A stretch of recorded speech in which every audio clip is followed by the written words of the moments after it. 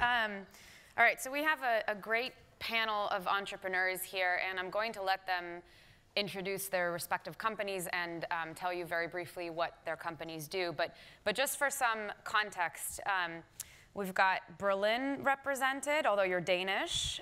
You are Polish, but based in London, and you are Estonian, based in Estonia.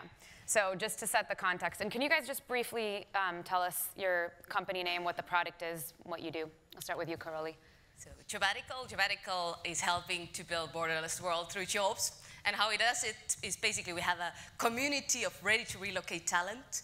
And we connect them to the globally minded companies across 44 countries. So basically, if you have a software developer who doesn't like what's going on in the politics and thinks that, oh, I will just move to Asia, so we will help him to move to Asia. Or if you have an entrepreneur who has developers who all have moved to Asia, then we will bring you new developers from other countries. And it's a combination of job and sabbatical. It's a combination. Right? No, it's actually a job. It's actually a new way of But work. the name, Jobbatical. It comes, the definition of Jobbatical is that today, in the world where people are moving around, you can create a career which actually matches your dreams. So if your dream has been to live in Asia or visit Asia, you can go there and work in a local team. If your dream has been to go to Spain, you can go there and work with a local team. That you can build a global company from any place on Earth. Okay, great. Marta?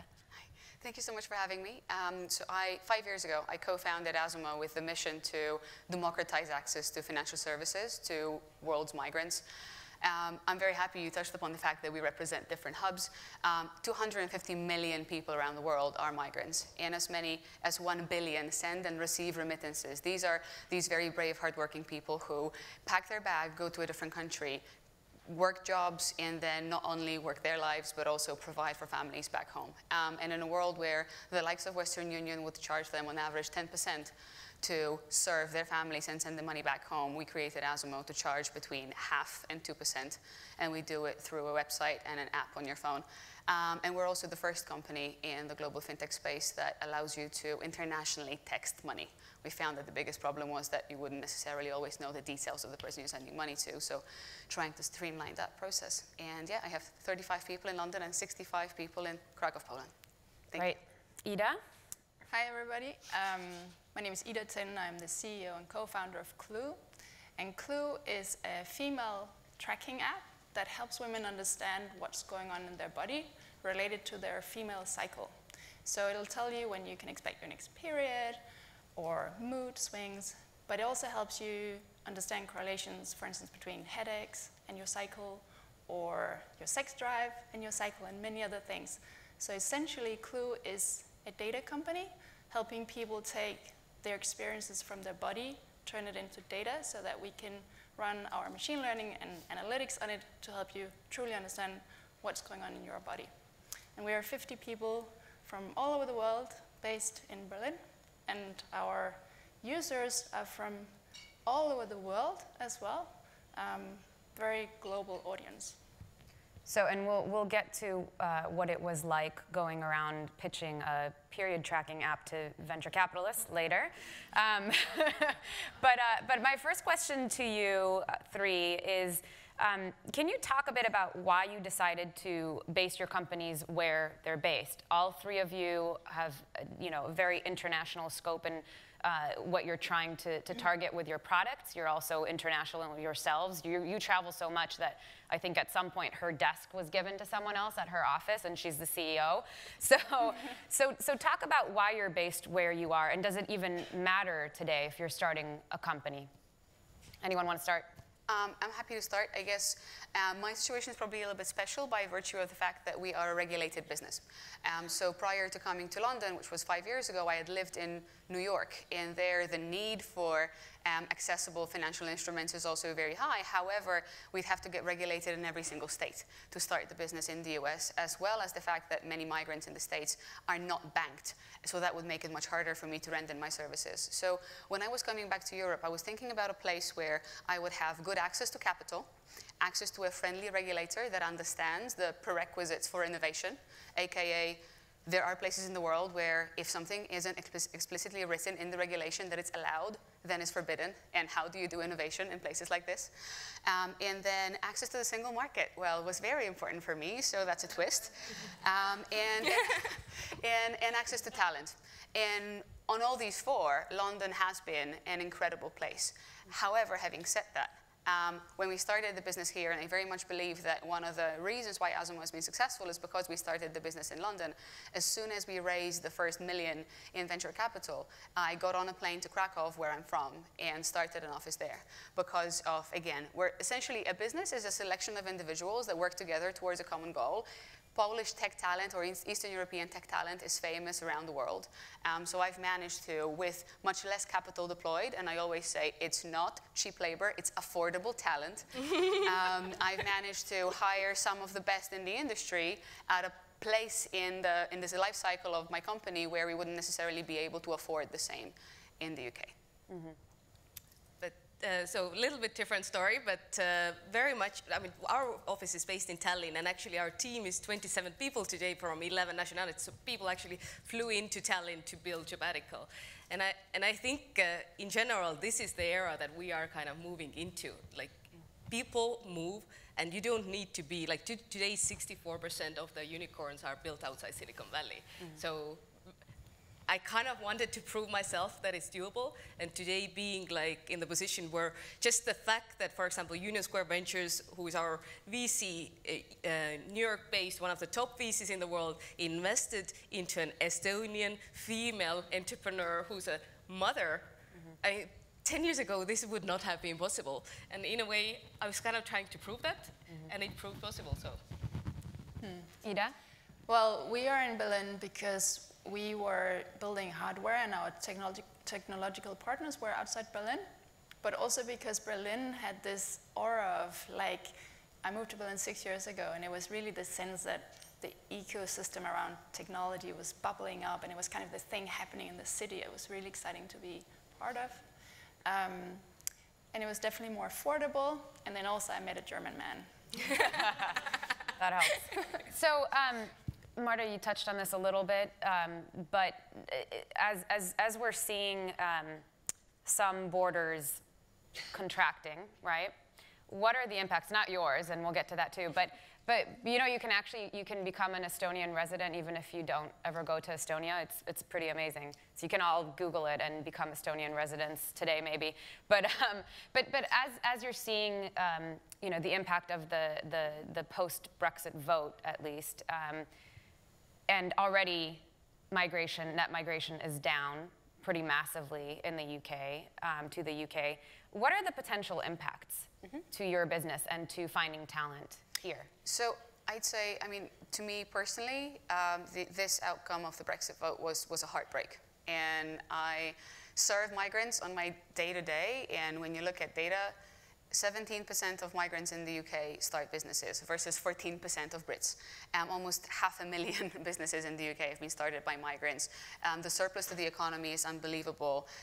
2/3 of people that come here already have a job by the time they arrive. So all the scaremongering that's been done, I found personally atrocious. When it comes to the business impact, I'm in a very fortunate position that I feel my business is going to be fine by virtue of the fact that we're 5 years old. We've had $47 million of investment. And I do see that impact in terms of talent, and 77% of my staff in London are migrants. However, because we're a brand that is a little bit more established, we also have a little bit more money.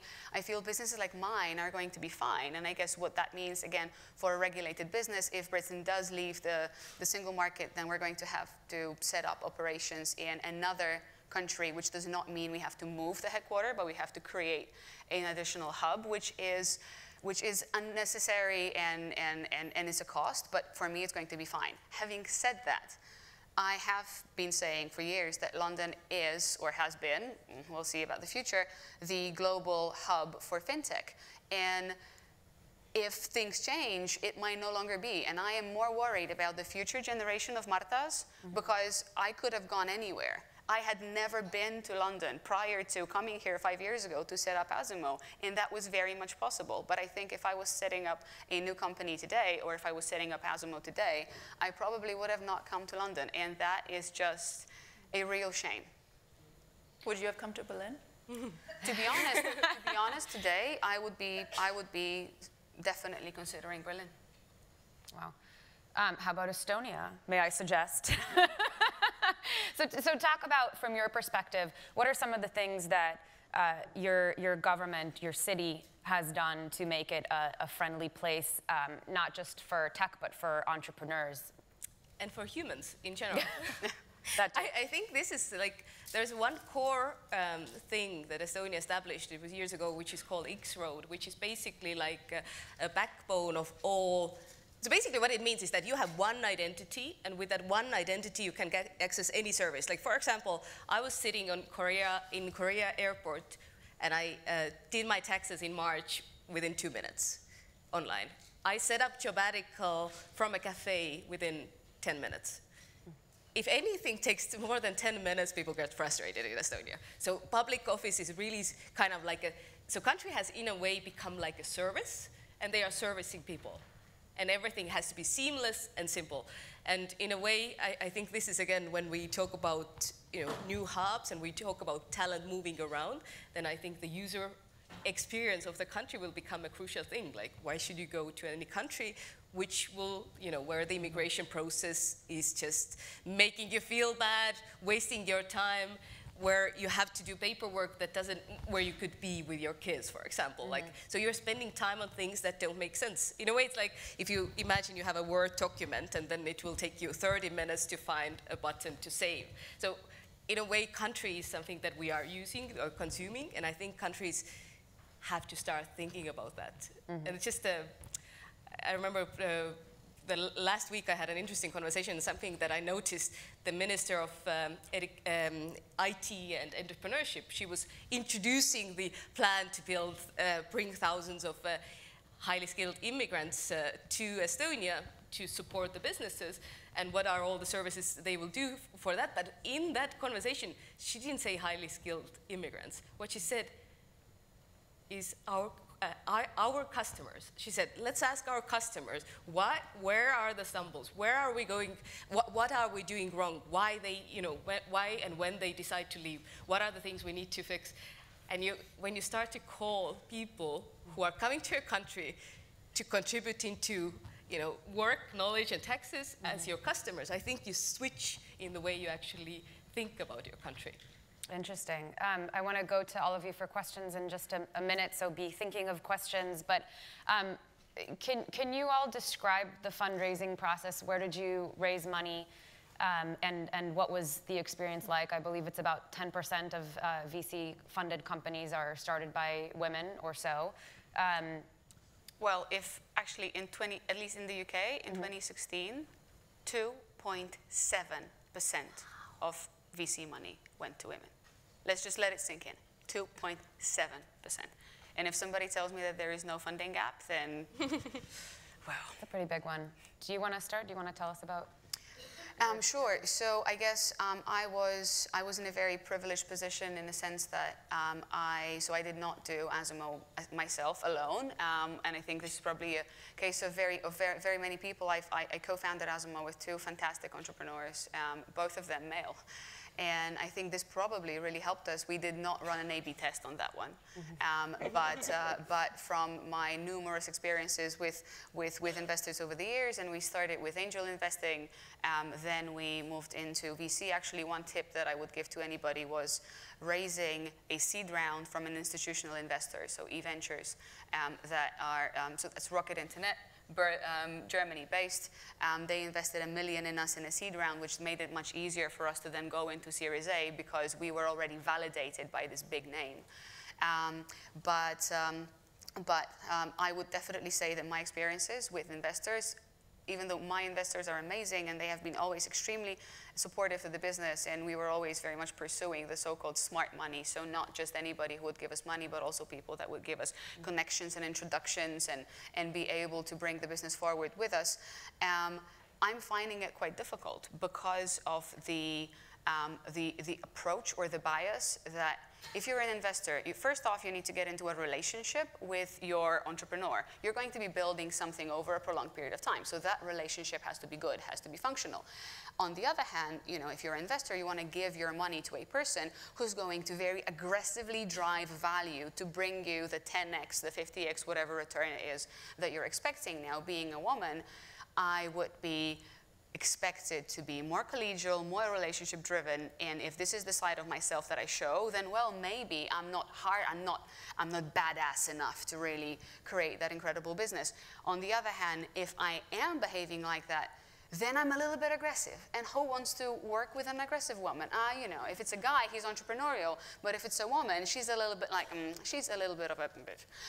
So I think it's a very important one to remember, both for the female entrepreneurs, but also to educate investors that this bias exists. And what I've been doing sometimes was in conversations saying, I'm so happy you're different than all the other ones, because this is the challenge we normally face, but you're totally not like that.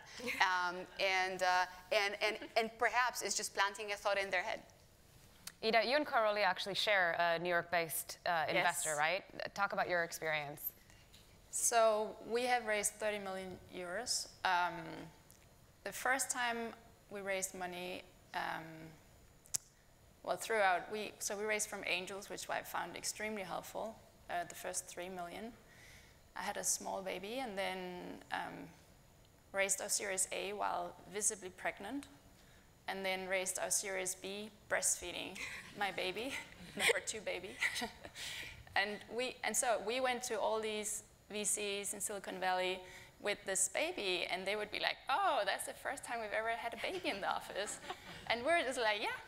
Like thinking, if the right VC would think that was fine. If they didn't like it, they wouldn't be our VC. And we would have these, world-renowned VCs crawling on the floor to play with my baby daughter. And it worked out fine. I think that's one thing I experience often, that these limitations that we think are there, there's so much in our own heads.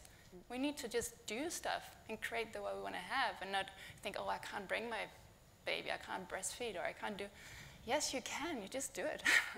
And people will be like, okay. So it worked out. I also have male co-founders, and I think that was probably helpful, because if you think that raising money is a numbers game, you will be surprised to see that it's a social game. And a lot of this kind of deal making happens kind of not at the actual pitch situation, but kind of around it. And I find that some of navigating that whole game is maybe a little bit easier if you're not a huge disturbance just by being a different gender. So. And real quick, Karoli, I want to get to at least one question from the audience. Your experience? Yeah, when I started, to be honest, there was a situation that made me really humble. So it was a good situation. But when I started with Jobbatical, I started to pitch to angel investors in Estonia initially. Mm-hmm. And I thought I am privileged because I had done so much already. I was very well known. I had been the youngest inventor in the country, so on and so forth. And nobody, there was 10 founders. I was the only woman who was pitching. Nobody even got interested. And then I went, but that made me really go out from my kind of comfort zone. I went to Finland, and it was actually Finland where I got my first angel investor meeting. And the morning that I went to the meeting, the ferry was late, and I was running on my stockings on the pavement for almost 2 miles. But I got that investor on board. And after that, from UK, from Russia, from Latvia, and then the Estonians got interested. So it really, in a way, it was difficult having 1-year-old at home and really having the confidence issues. Maybe it's me, maybe I'm not good enough, and maybe the idea is not good enough. But it actually pushed me out, and those angels have helped us a lot, thanks to the fact that they are from outside. Do we have, we're really, really almost out of time, but do we have one very, very quick question and very quick answer over here? My question is for Marta. You obviously trade in financial security as well as payments, and obviously all of us have some form or fashion been subject to some of the cyber issues that are affecting the world. How do you think about that, and how do you think about protecting yourself and your customers from financial crime? In 30 seconds or less, Marta. I genuinely believe online transactions are safer than offline transactions. I could come up to a person, punch them in the face, steal their bag and their passport, and go and send money with Western Union. We use machine learning for fraud detection, and this is something I could never do with manpower, women power. We work with pieces of software that analyze all documents that we receive, proving beneficial ownership of funds or their identity, that they had not been manipulated in Photoshop or listed as stolen or forged. And there is a plethora of opportunity within, especially now thinking into the future with artificial intelligence and machine learning, that can help us spot trends, worldwide trends, and all the data that we're collecting to both protect ourselves and protect our customers. I think the customers are becoming more and more aware of the additional safety that they get on the internet, and also the industry. We had to educate the banks that what we do is safer than what they'd presume we were doing. And actually the FCA had done a tremendous job with the whole de-risking situation, where they were allowing money transfer companies to get bank accounts and be able to serve customers, because we were able to prove that the processes that we have are actually making us and them and our customers safer. I'm very happy to carry on. Yeah, we are out of time, but I could think of like 10 follow-up questions, but we will save it for later. Ida, Marta, and Karoli, thank you so much for joining us.